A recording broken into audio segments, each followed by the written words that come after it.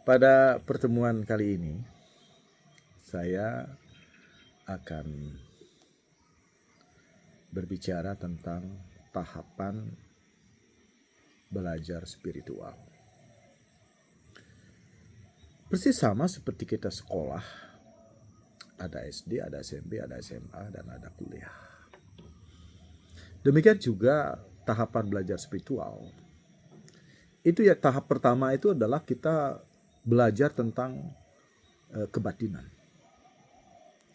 Kebatinan artinya kita ini berusaha belajar untuk memuaskan pikiran.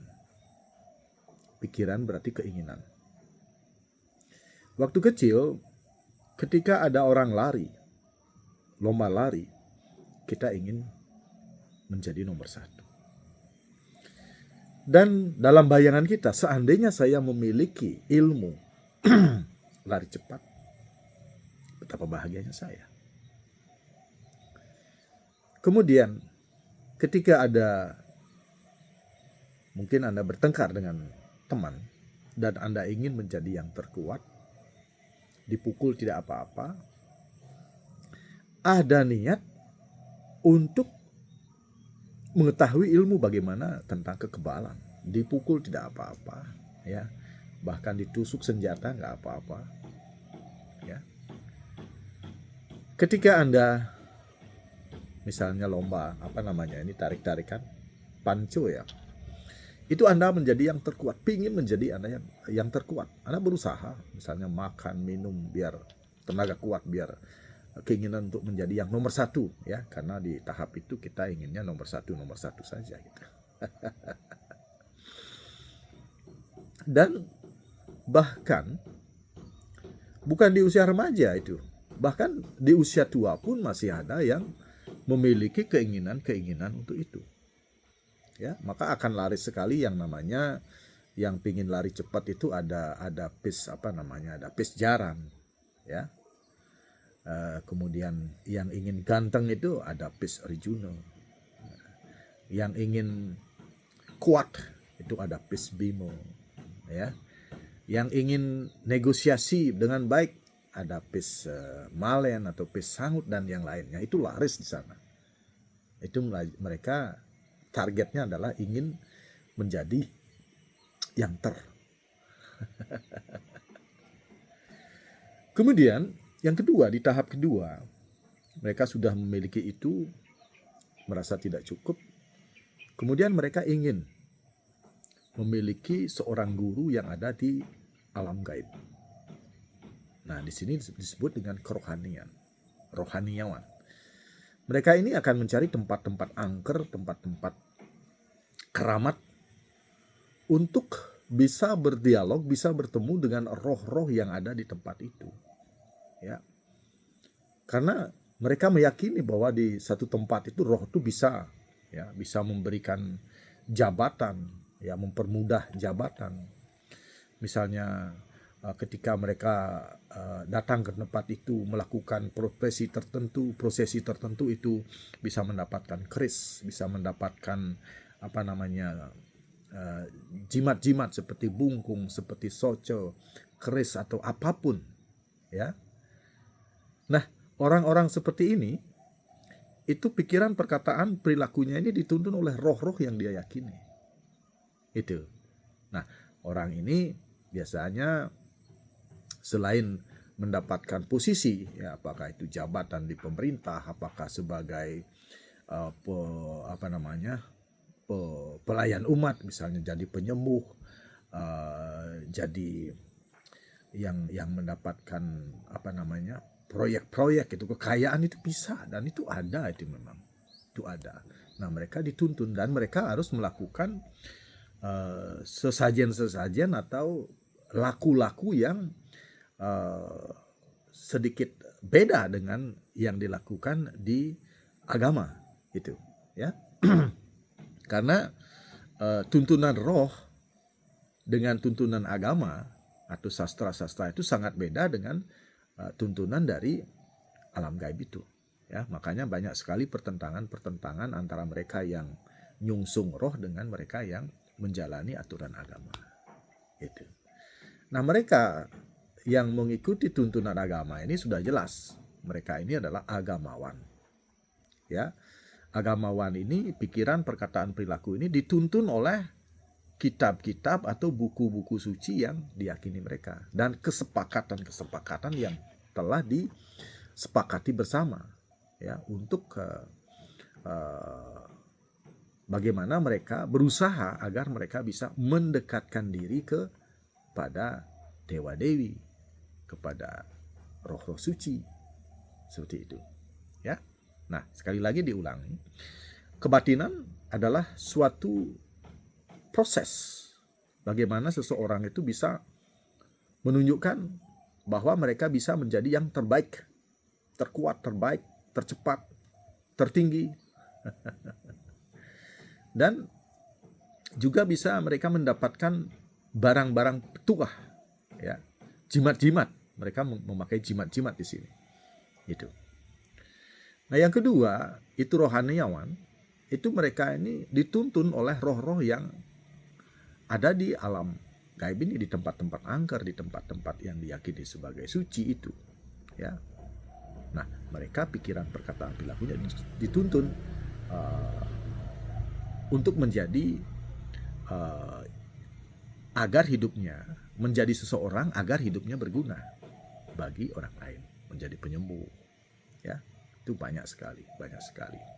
Dan target mereka ini adalah bisa bertemu, bisa berkomunikasi dengan roh-roh tersebut agar dituntun terus, gitu. Ya, ini namanya adalah guru niskala. Mereka berguru kepada roh-roh yang ada di alam niskala. Ya. Kemudian mereka yang di kebatinan itu berguru kepada orang-orang yang paham tentang ilmu-ilmu kebatinan itu, ya. Bagaimana memunculkan kekuatan di dalam diri, ya, dengan kekuatan, dengan bagaimana memokuskan pikiran, bisa menyembuhkan orang, bisa melawan musuh, ya, bisa menjadi sakti, bisa menjadi kuat itu. Nah, ini gurunya guru skala. Kalau orang-orang rohaniawan itu gurunya guru niskala di alam gaib, ya. Kadang-kadang mereka di malam hari mereka mendapatkan tuntunan, atau dari mimpi mereka dapat tuntunan. Itu, ya. Kemudian yang ketiga ini, para agamawan ini adalah mereka yang melakukan aktivitas keseharian ini didasarkan atas tuntunan dari buku-buku sastra-sastra, ya, buku-buku suci dan yang lainnya, ya. Kalau salah sedikit, ya ada kesalahan. Nah, di sini target mereka adalah mereka bisa mendekatkan diri kepada para dewa-dewi, para roh-roh suci lainnya, mendekatkan diri, ya. Kemudian di sini ditekankan adalah selalulah berbuat baik agar masuk surga. Jangan sampai berbuat yang salah, masuk neraka. Nah, di sini ada proses surga dan neraka, gitu. Surga dan neraka. Kalau salah pasti masuk neraka. Kalau benar pasti masuk surga. Gitu. Nah, yang terakhir itu ada namanya spiritual. Nah, kalau spiritual ini pikiran, perkataan, perilakunya ini dituntun oleh sang Atma, yang juga bisa disebut dengan guru sejati yang ada di dalam diri, ya, sang jati diri, ya. Mereka dituntun oleh sang jati diri. Dan kita semua sudah paham bahwa di dalam diri manusia, di dalam setiap makhluk itu ada Atma, ada percikan kecil